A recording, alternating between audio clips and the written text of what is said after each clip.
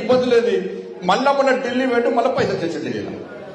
ఇక మళ్ళీ ఈ ఫార్ములా కేసు వాళ్ళు మాట్లాడుతున్నారు. 10 నిమిషం కూడా మాట్లాడారు. ఇక నువ్వు కేసీఆర్ కొడుకు మీద విచారించమంటే ఇక గ్రీన్ కో సంస్థ మీద విచారణ చెప్తారండి. గ్రీన్ కో సంస్థ మీద ఏసీపీ దాడులు చేశారు. మరి ఏం చేశారు ఏసీపీ దాడులు చేసి? అదొక పెద్ద సంస్థ. అనేక విషయాల్లో సమాజంకు ఉపయోగపడే కార్యక్రమాలు వాళ్ళు చేస్తున్నారు. ఇలా ఆ సంస్థ ద్వారా తెలంగాణ రాష్ట్రానికి ఆదాయం వస్తున్నది.